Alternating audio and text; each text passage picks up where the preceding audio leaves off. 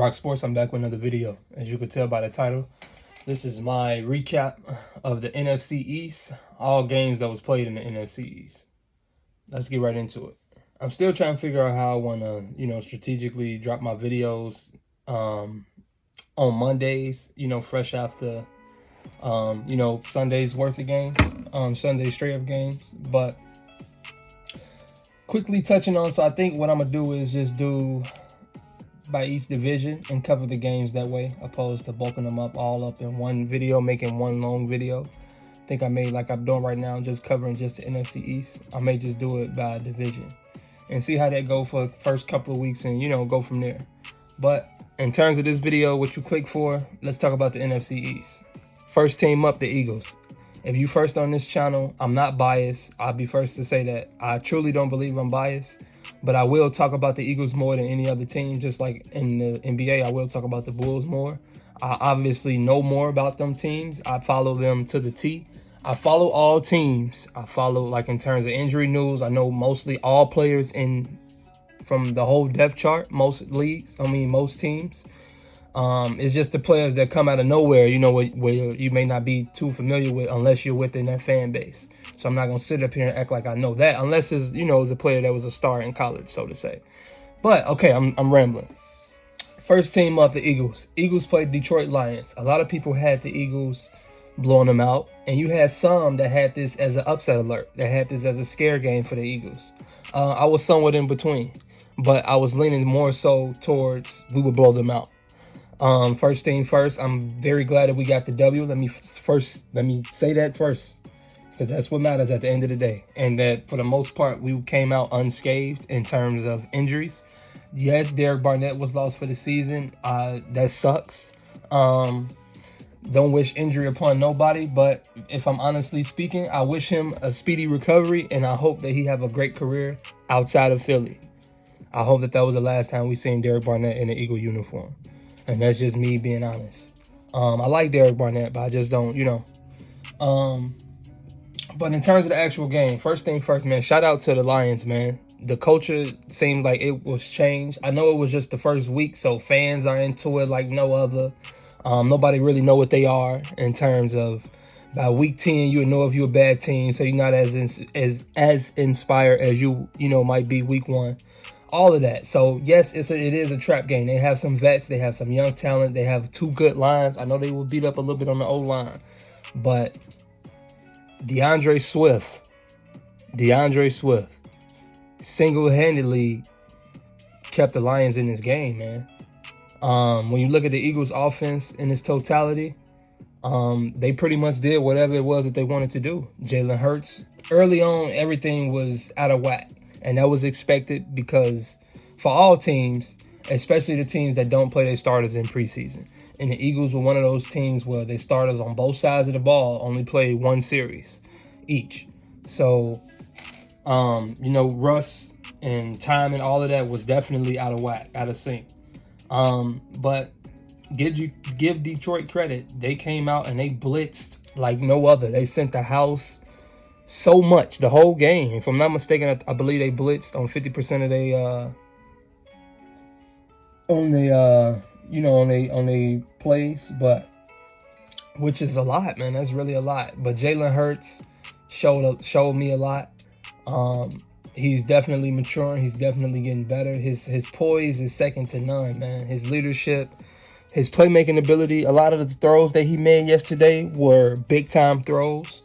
Under pressure, he escaped a lot. He bailed the offensive line out so much with his legs and even with his throws, in some moments. Ajbrown, there's no other better way to have a debut. Yes, he didn't get into the end zone, but he did everything but that. You know what I mean? Ajbrown is that dude, and I'm so glad that he's an Eagle. Let's just run down the line, man. I'm going to quickly do this. Miles Sanders. We got to give Miles Sanders the ball. I really feel like that we should play through Miles Sanders. Yes, I know we have that dog on the outside, Ajbrown. And I'm not panicking over Quez Watkins and Devontae Smith targets or lack thereof. They're going to get going, man. It's just one game. We won the game. We can't get everything in one game. If we say this, then Miles Sanders not doing something, or Dallas Goedert not doing. We can't have everybody doing everything every game. That's the beauty of having a team like this. Some days it's going to be this player not getting as much shine as this player. So we just got to adapt as fans, let alone the players too. But my biggest concerns overall, my biggest takeaway from the game is Jalenhurts and his progression in ajbrown. Those are definitely my biggest takeaways. Milesdanders had a great game, like I said. But, yeah, man, I like the way Jalenhurts looked yesterday. But the defense, that's my biggest shock of the game. I expected so much more from the defense. Where do I start?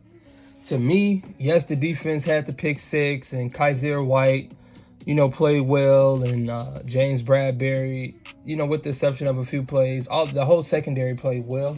Although CJ was out of position a few times, but that's expected, man. He just been on the team, what was it, just hit over 10 days. So, you know what I mean? That's expected. He's going to get better with time, with more reps.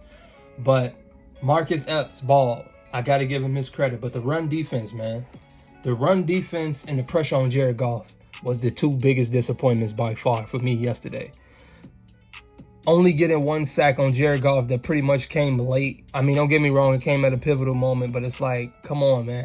I really felt like that the Eagles should be able to get after every offensive line from the standpoint of not dominating, but like you should win a lot of these games in the trenches alone, man. When you look at the depth and just the talent alone and the experience on both sides of the ball, both lines. I just feel like it's not too many teams that can match up with them on paper, because it's definitely we just talking about on paper. So the Eagles, I don't know if it's scheme in terms of players just not being coached into position. I haven't seen the all-22.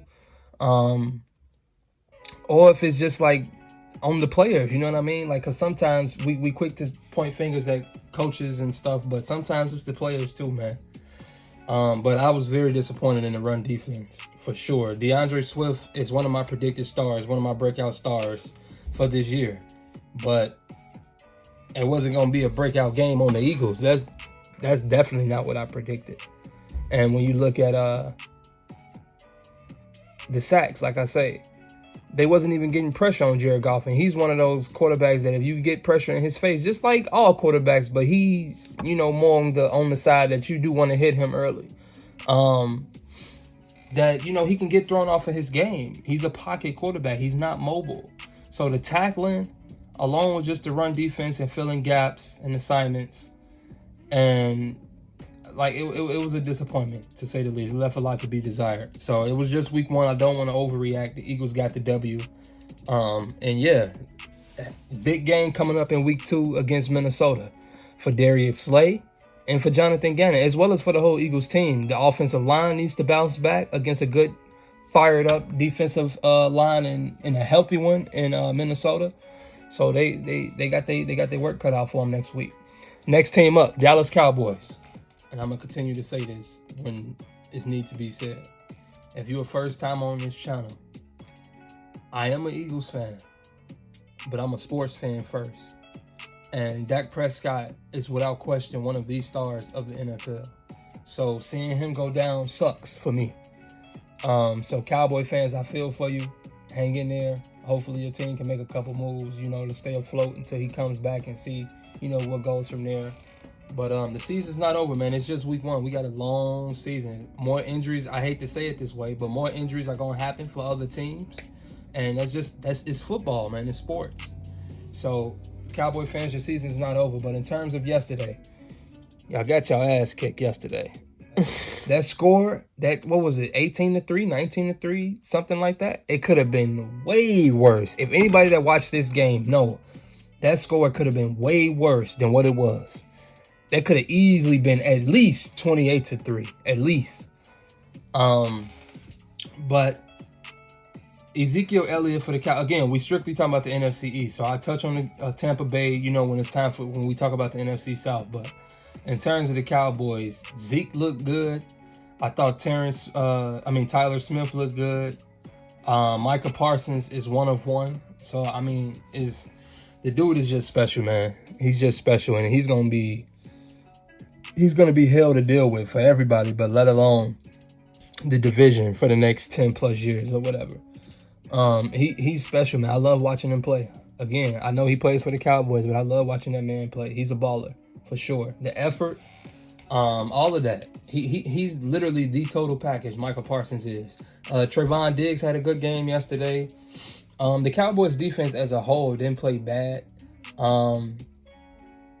Outside of Micah Parsons, I would have liked to see them generate a little bit more pressure, especially interior pressure. But again, this was predicted. I'm not one that was very high on the Cowboys roster, but I am high on their quarterback in the sense.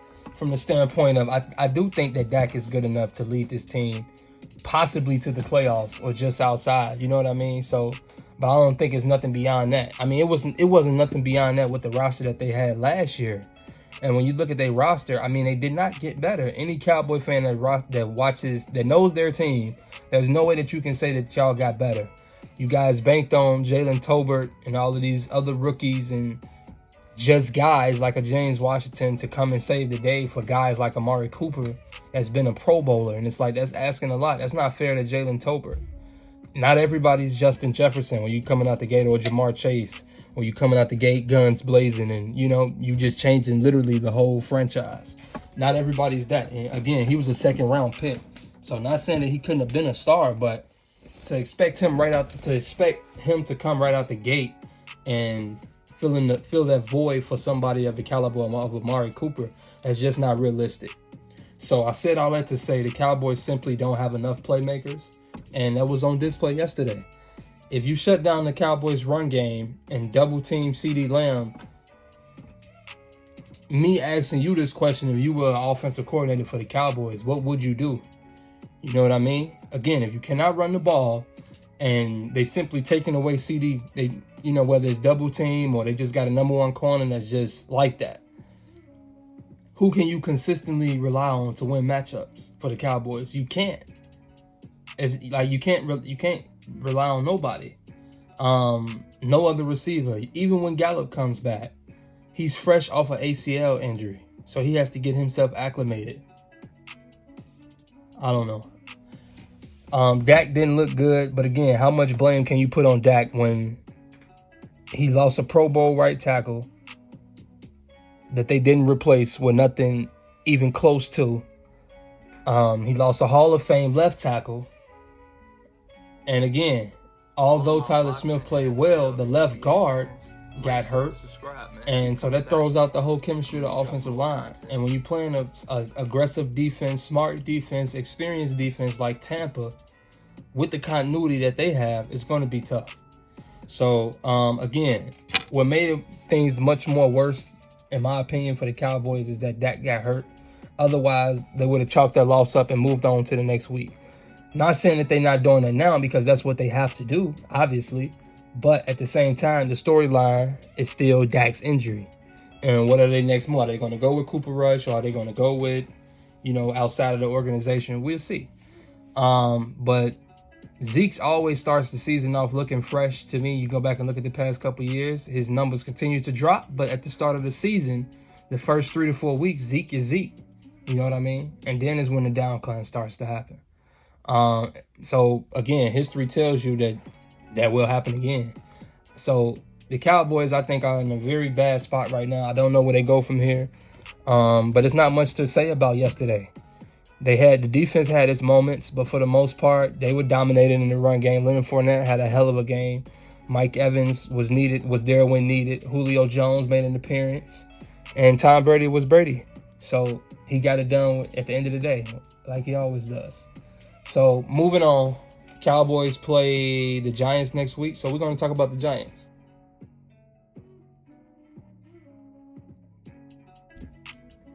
Moving on to the Giants. The Giants played Tennessee at Tennessee. Very tough game. Very tough opening game for the Giants. I went back and watched a lot of this game. I seen some of it live. I was checking in on it, in and out. But I went back and watched it, the full-fledged. And I honestly liked the way the Giants played. I felt like they were very aggressive defensively. They were getting rugged with Derrick Henry like few I've seen. First thing first, I've said all this, and I should mention Saquon the first thing. Just like I said about Micah Parsons, me being a sports fan first and I'm a football fan, you know, all of that, I'm the same way. I mean, my point is, that's really how I am. So I'm saying that to say it's so great to see a day like yesterday for Saquon. Just seeing him back, seeing him emotional and that passionate energy coming out after a great day like he had, that was great to see, man. 150 plus scrimmage yards, touchdown, a 2-point to seal up the victory. That was such a big win for the Giants. Daniel Jones still scares me though, man.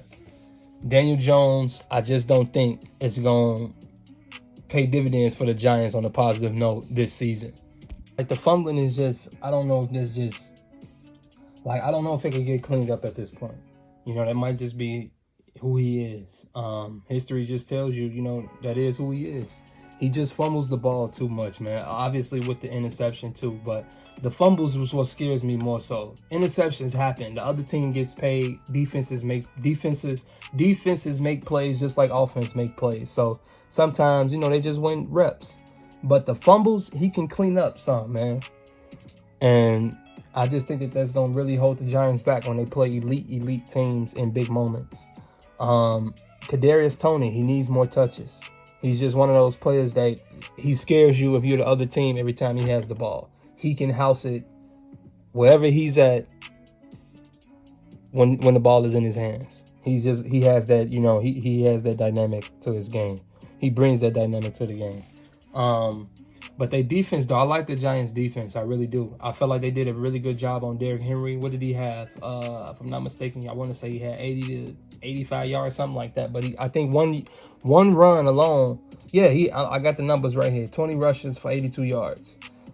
Or 21 rushes for 82 yards. And his longest run was an 80-yarder. Was an 18-yarder. So if you take away that one run, I felt like that they held their own against somebody like Derrick Henry. Aaron Robinson, I really like him. Tate Crowder's, the hit that he laid on Derrick Henry, I'm sure everybody's saying that if you didn't see the game. You don't see too many people laying hits like that on Derrick Henry, but he had a very good game yesterday overall. He was just all over the field. So yeah, man, the D-line has potential. Is already potential to be top 5 in the league. They already had a good D-line, but it's underrated. It's very underrated if you ask me. Washington Commanders pulled away with another victory too to make the NFC East 3-1 for the day. They beat the Jacksonville Jaguars 28-22. Overall, I felt like they played a good game too. What you've seen in this game is what I feel like what their season would be like, and partially because of Carson Wentz. That's kind of who he is. You know, going back to what I just said about history. You know, telling you, Carson Wentz had a Carson Wentz game yesterday. He had a good game though, I would say, because he won and he came back and closed the show.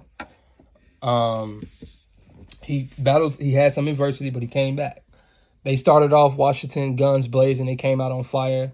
You know, all of the weapons, the new quarterback, Jahandotson, Terry McLaurin, Curtis Samuel. Curtis Samuel had it going early on. He's just one of those playmakers. You put the ball in his hands and let him do his work. But in terms, I'm going to touch on Carson Wentz first. Carson Wentz, I felt like played a great game. He managed the game very well, especially in the first half. I felt like he took what the defense gave him. He was taking a lot of his check down routes, and that's honestly a lot of growth from what I've seen from him. I've seen almost every snap of Carson Wentz's career, and what I seen yesterday in terms of his decision making was one of the best. Now, the first interception, it was just late. DB made a break on the ball. You know, hats off to the DB. Bad play by Carson. But the second one, it's a Carson Wentz type of interception, but I just did not like the play call and give credit to Jacksonville's defense for sniffing it out. But again, that's on Wentz too. At the end of the day, he could have threw it in the dirt, anything. That's on Wentz too. But I give the defense credit. Number 1 overall pick. I give him a lot of credit for that. But Wentz, I felt like he spread the ball around very, very well. Like I said, he took what the defense gave him a lot of the times. And even his accuracy was there. Yes, he had a few, you know, lows and highs, but again, for the most part, his accuracy was there. The pass that he threw to the touchdown to Jahandotson on the left side of the end zone and the touchdown to Terry McLaurin. both of those balls that he threw were dimes, and those were some Wentz type throws in accuracy. I mean, in stride, pinpoint accuracy. That was great. It was great to see that. I was happy for Wentz in that moment. And then, like I say, to come back and actually win the game, it was great. It was great. So great for Washington to start off the season 1-0. Their defense had definitely played well. Trevor Lawrence, don't get me wrong, did a couple of dumb things, like the interception that he had. That was pretty much a gimme. He threw it into double coverage, just a bad pass. But credit to Washington for capitalizing on that. But Jonathan Allen, Deron Payne, them boys was, wreaking some havoc a little bit. And yeah, man, it was overall a good little game though. All the games was close, but that's pretty much it for this division. Like I say, all teams I want to know with the exception of the Dallas Cowboys, and it's gonna be interesting to see that Giants versus Cowboy game next week, because I wouldn't completely write the Cowboys off, but the Giants should win this game. Just off it being a quick turnaround for them. They, like I say, the whole quarterback situation, and the Giants riding high off a big win. So the Giants should win this game, but that don't mean they will win this game. So we'll talk about it more later in the week. Eagles play the Vikings. Like I say, it's a good week. Great first week of the NFL, and more videos to come out. More videos on the other divisions coming out. This is RocSports. I'm checking out. All of my boxing, NFL, and NBA fans, like, share, and subscribe, man. Keep coming back. I'm going to be dropping more content.